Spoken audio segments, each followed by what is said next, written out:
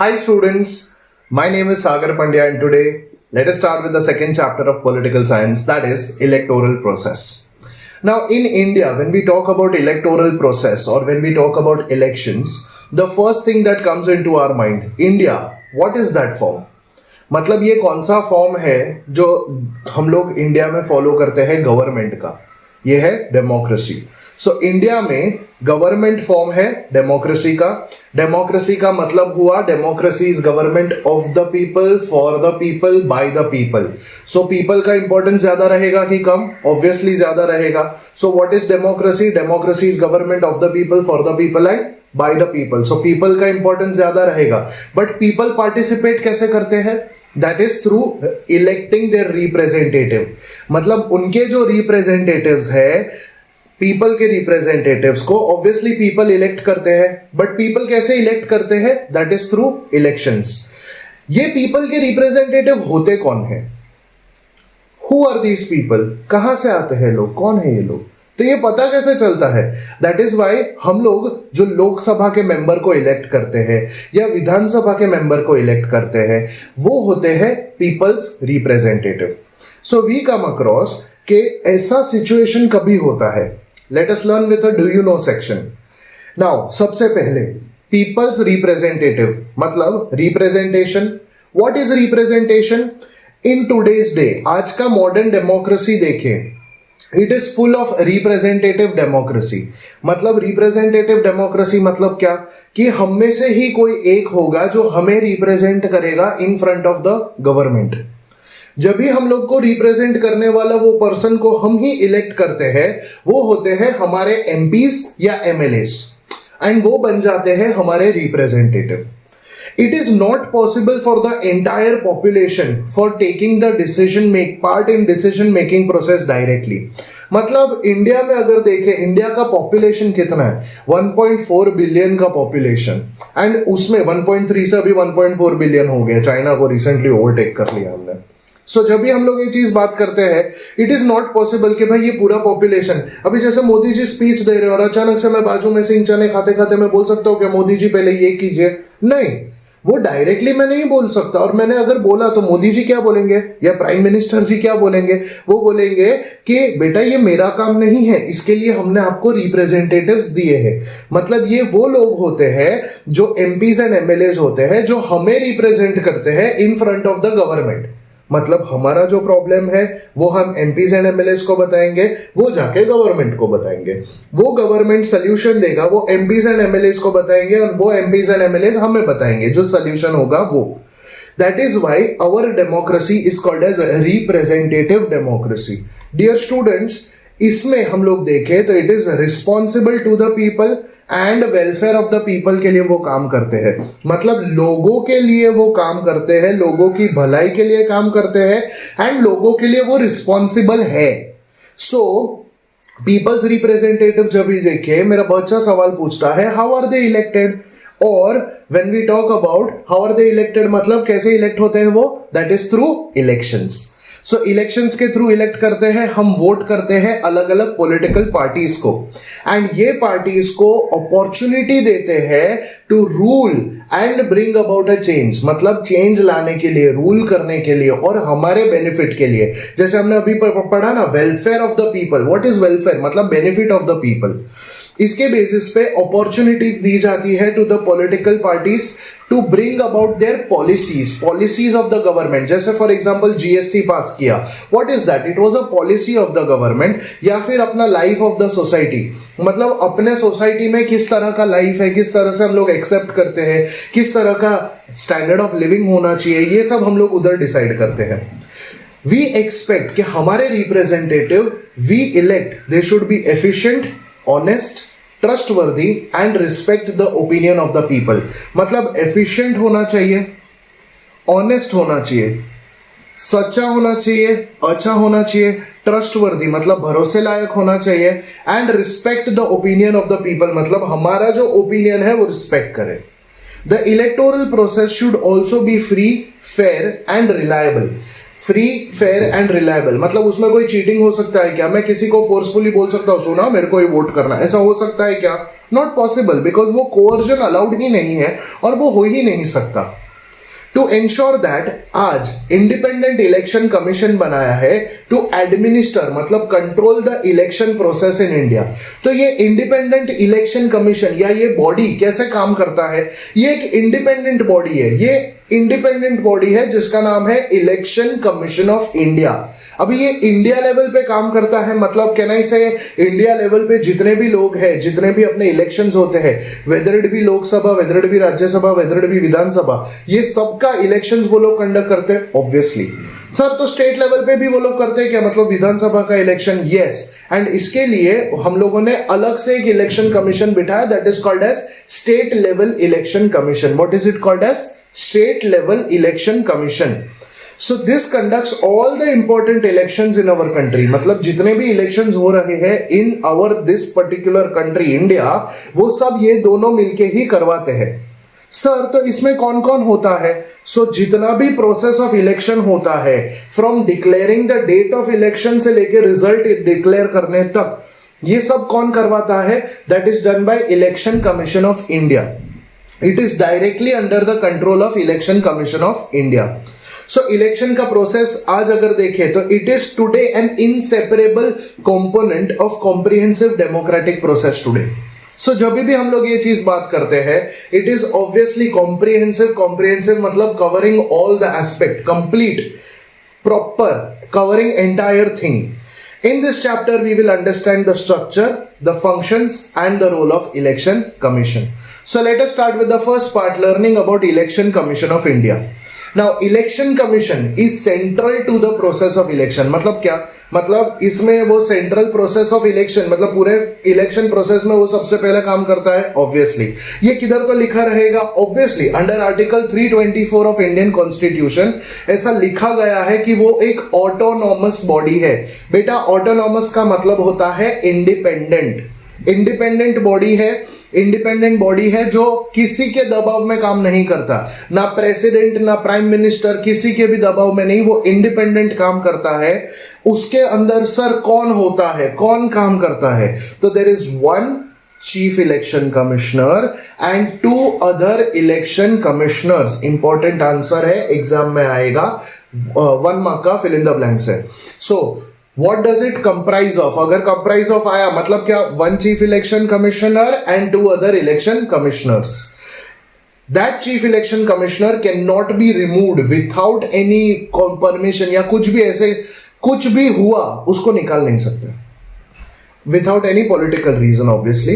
Necessary to preserve the independence of election, it is said that the separate provision is made for the expenses of election commission. जो भी expenses है उसके लिए special provision बनाए जाते हैं, और ये provision कौन provide करता है? तो it is the government which provides this money, these expenses. The president appoints the election commissioners. President appoints election commissioner, भले वो chief election commissioner of India हो या फिर 2 अदर इलेक्शन कमिश्नर हो, प्रेसिडेंट अपॉइंट करता है।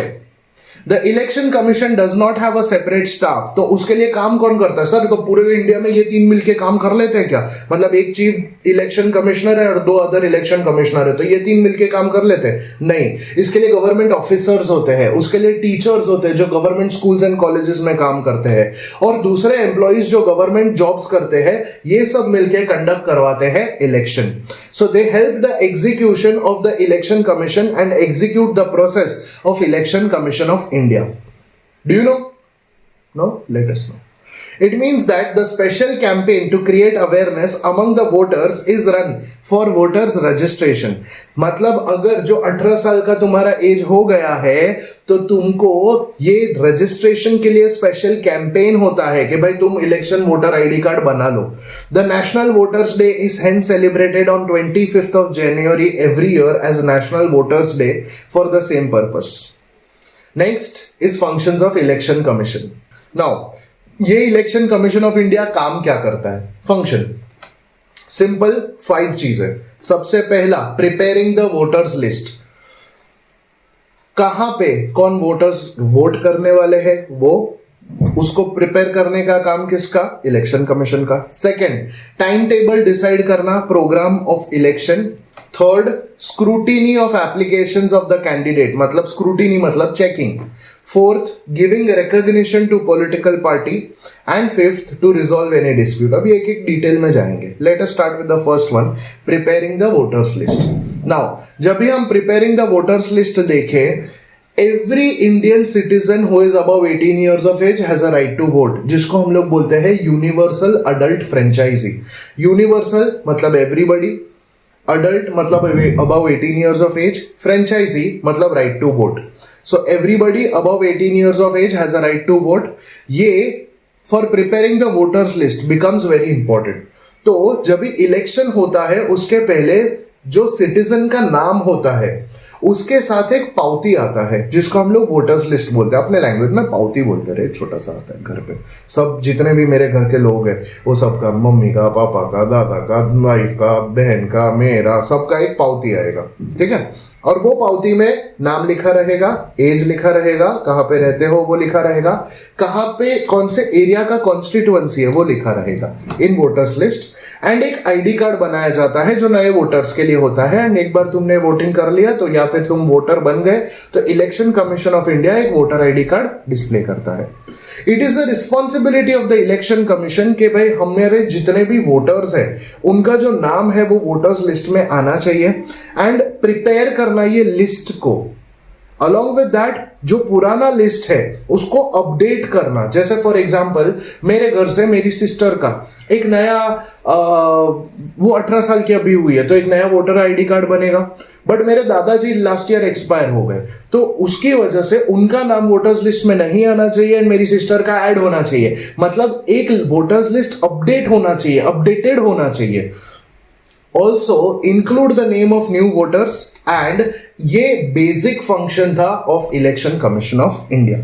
सेकेंड फंक्शन आता है that is deciding the time table and programme of election. Now conducting elections is a responsibility of election commission of India. पूरे India में इलेक्शन कौन कंडक्ट करवाता है? तो election commission of India. Election commission decide करता है कभी election होगा, हाउ मेनी स्टेजेस में इलेक्शन होगा, मतलब पॉपुलेशन के हिसाब से पूरे इंडिया को अलग अलग फेज में डिवाइड किया जाता है।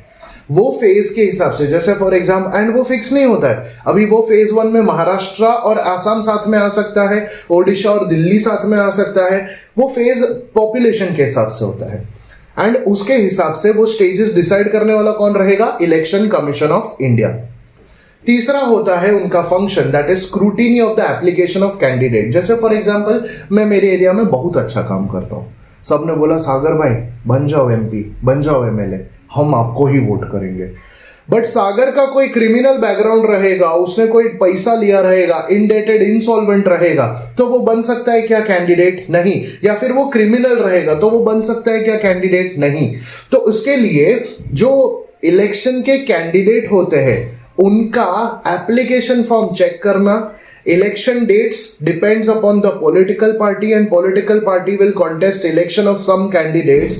कुछ कैंडिडेट्स ऐसे होते हैं जो इंडिपेंडेंटली इलेक्ट करते हैं या फिर कॉन्टेस्ट करते हैं अपना इलेक्शन।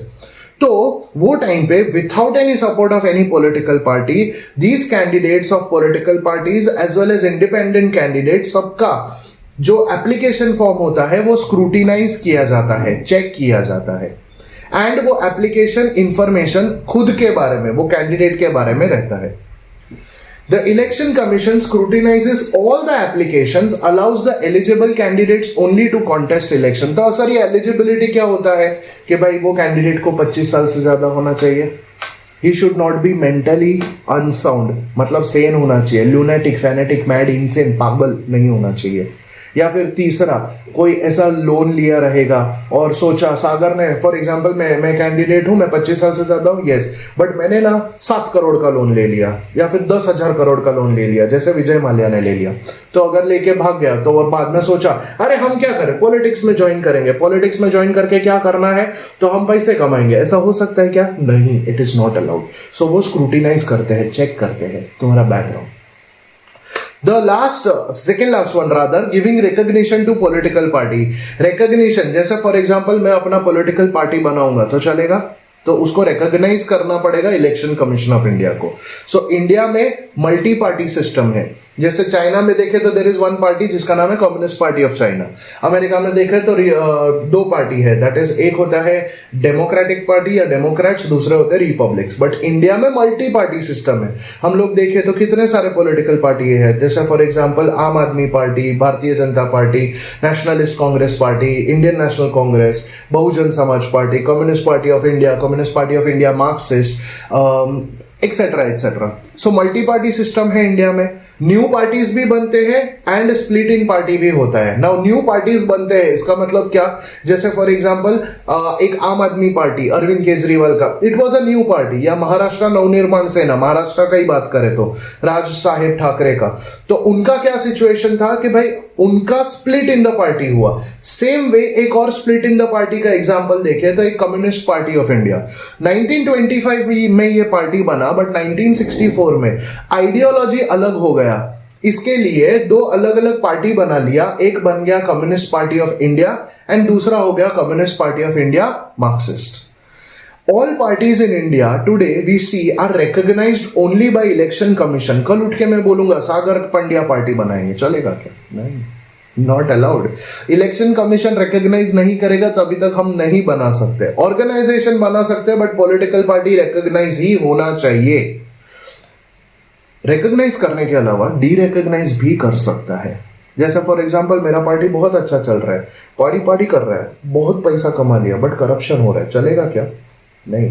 तो election commission of India derecognise भी कर सकता है वो पॉलिटिकल पार्टी को. एंड इलेक्शन सिंबल्स भी पास करने वाला कौन रहेगा? Election commission of India. Last one, the last function to solve dispute, any dispute related to election. Now election commission of India का रिस्पॉन्सिबिलिटी होता है कि कोई भी कैंडिडेट को डिक्लेयर कर सकता है एज डिसक्वालिफाइड. डिसक्वालिफाइड का मतलब क्या हुआ कि भाई अगर उसने कुछ करप्शन किया तो उसमें, जैसे फॉर एग्जांपल मैं अगर कैंडिडेट हूं, मैंने अपना सपोर्ट बढ़ाने के लिए मैंने क्या किया, सबको अलग अलग मोबाइल बांट दिया, चलेगा क्या? गिफ्ट दे दिया, चलेगा क्या?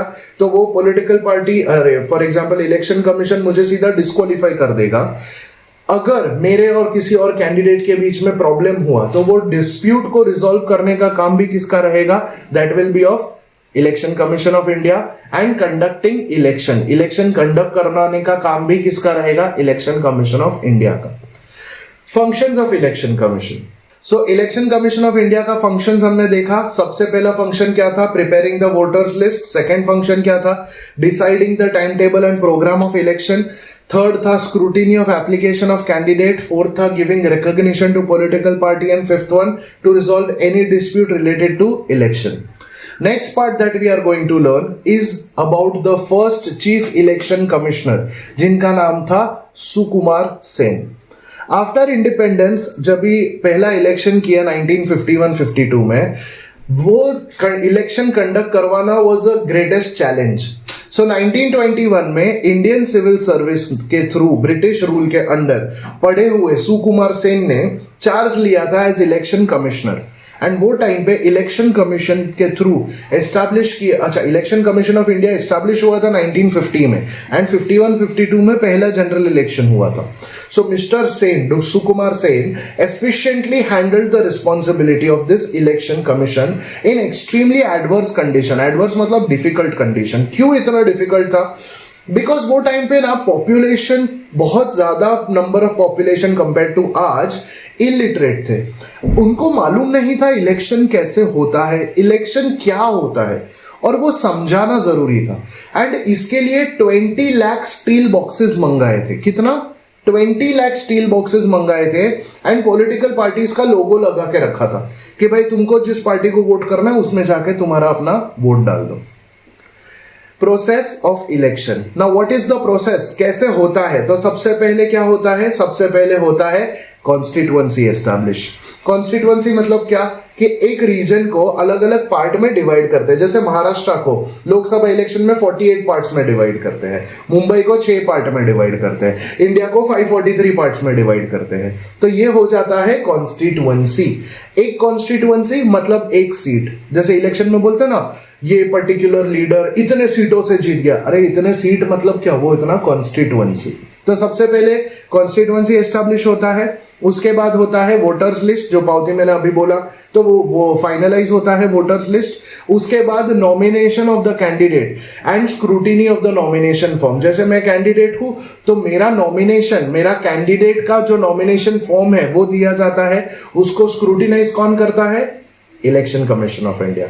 उसके बाद कौन? इलेक्शन कैंपेन होता है, घर पे आते ना, मुझे ही वोट देना, मला ही वोट दिया, मतलब क्या? इलेक्शन कैंपेनिंग करने आते हैं।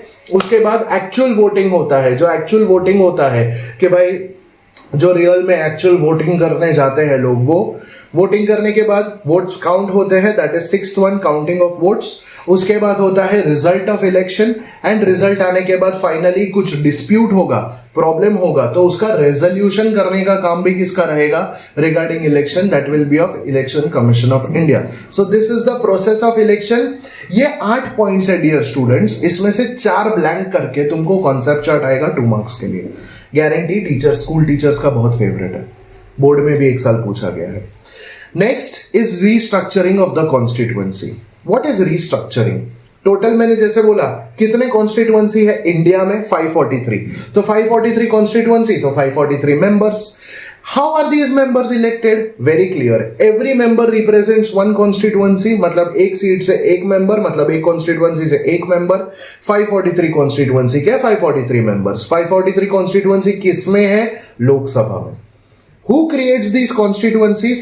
तो there is a committee which is made under election commission, जिसका नाम है Delimitation Commission of Election Commission। वापस पूछ रहा हूं, Delimitation Commission of Election Commission, it is an important fill in the blank, exam में आएगा। This commission who redraws the boundaries of the state for elections without any pressure, कोई भी pressure के बिना वो लोग काम करते हैं। बट अगर प्रेशर आ गया तो रूल्स एंड रेगुलेशंस भी रहेंगे, and that is called as code of conduct. What is code of conduct? ऐसा क्या होता है? कोड ऑफ कंडक्ट मतलब simple rules and regulations. Election commission free and fair election conduct करवाता है।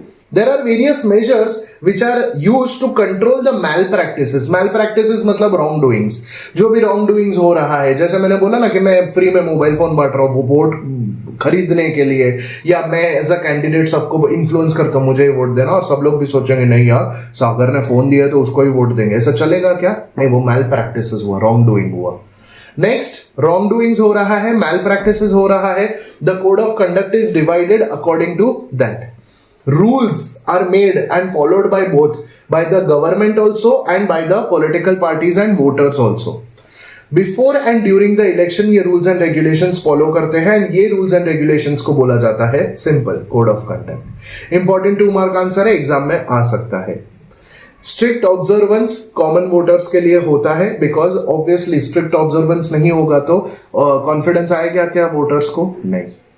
Next, challenges in conducting free and fair election. Now ऐसा free and fair election conduct करने के लिए ऐसा कौन से चैलेंजेस आ सकते हैं? जैसा फॉर एग्जांपल इंडिया का पॉपुलेशन है, इंडिया में इतना ज्यादा पॉपुलेशन है, इलेक्शन करना इजी है क्या? नहीं, it is a very challenging task.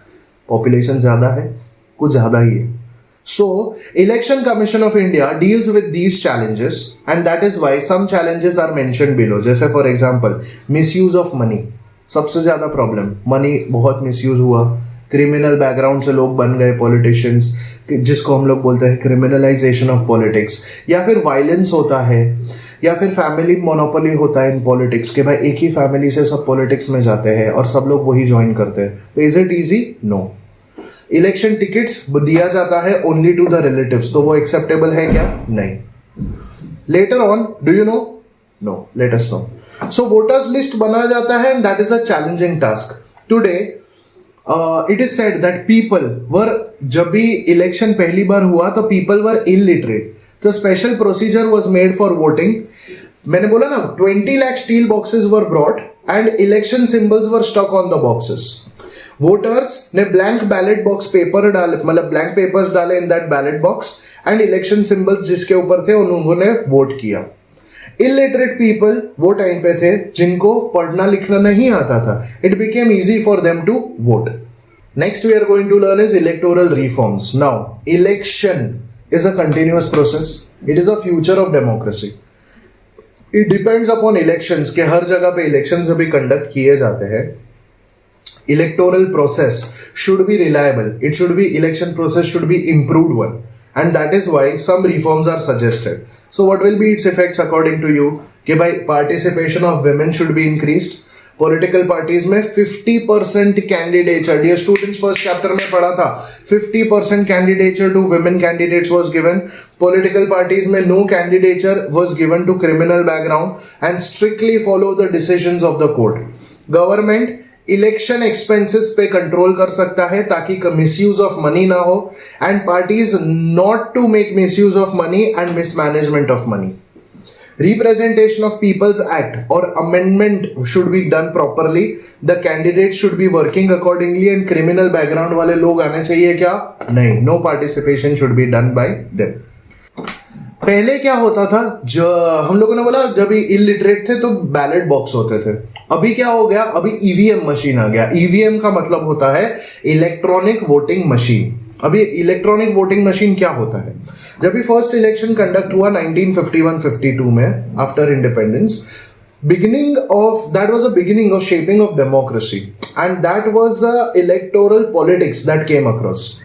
Initial election ballot box से होता था, but use of EVM machine started in the decade of 1990s. तो ऐसा क्या हुआ था, तो उसमें फायदा ये हुआ कि पहले किसी को वोट करना जरूरी था, बट बाद में इट बिकेम वेरी इजी कि भाई फॉर एग्जाम्पल मुझे किसी के ऊपर, कोई भी पॉलिटिकल पार्टी या कोई भी कैंडिडेट के ऊपर ट्रस्ट नहीं है, बट मुझे वोट करना है, तो मैं वोट कर सकता हूं नोटा के ऊपर. नोटा मतलब none of the above, NOTA, NOTA. So ये इजी हो गया, and later on it became very easy in that voting machine. वो ईवीएम में, इलेक्ट्रॉनिक वोटिंग मशीन में एक बटन आ गया नोटा का. So the option can be given only because of voting machine. It was easy for the disabled is a wrong word, differently abled बोलते हैं, differently abled और दिव्यांगजन to vote. This reduced the cutting of trees for paper, helped in protection of environment, and it became कि भाई पहले जो ज़्यादा time लिया जाता था for counting of votes, election का रिजल्ट देने के लिए, अभी फटाफट होता है वो. Later on, types of election. Now there are 3 types of election. याद रखना, important आंसर है, एग्जाम में आएगा. सबसे पहला general election, second is mid term election, third one is by election. Now general election मतलब क्या, elections are conducted after every 5 years. So Lok Sabha elections held after every 5 years are called as general election. What is it called as? General election. दूसरा होता है mid term election. If the elected government loses its majority mid of the year, या फिर उन्होंने coalition बनाया था, मिली जुली सरकार, तो कोएलिशन ऑफ गवर्नमेंट बनाने के टाइम पे किसी एक पार्टी ने, अगर मतलब बनाने के बाद किसी एक पार्टी ने सपोर्ट छोड़ दिया, तो कंडक्ट होएगा री इलेक्शन कंट्री में. That will be called as mid term election. And the last one that is by election, मतलब या फिर डेथ या रेजिग्नेशन की वजह से कुछ ऐसा री इलेक्शन कंडक्ट करवाया, तो that will be called as by election. So कोई भी ऑल्टरनेटिव सपोर्ट नहीं है, कोई भी ऑल्टरनेटिव गवर्नमेंट नहीं रहेगा, तो mid term election, and death या रेजिग्नेशन हुआ तो by election. Due to death of the seat, मतलब डेथ ऑफ द लीडर, और वेकेशन ऑफ द सीट मतलब खाली हो गया, तो बाई इलेक्शन होगा. Election commission established an expert committee. अभी जैसे ये पर्टिकुलर चीज हुआ ना कि भाई उन्होंने ईवीएम बनाया, तो सबने बोला कि इसमें वोट किसी को भी जाता है, तो इसके लिए new voter verified paper audit trial बनाया. Voter verified paper audit trial मतलब मैं जिसको वोट दे रहा हूं वो वोटिंग रोल में उसका नाम आएगा. All the political parties supported it, and voters can now verify and cast their vote in a registered proper manner. कि भाई मैं जिसको वोट दे रहा हूं उसमें रोल में नाम आ गया, हाँ चलो मेरा वोट बराबर गया. Purpose was to stop the malpractices in election. Alright, that's it from my side, dear students. All the best for this chapter. Stay tuned. Bye bye.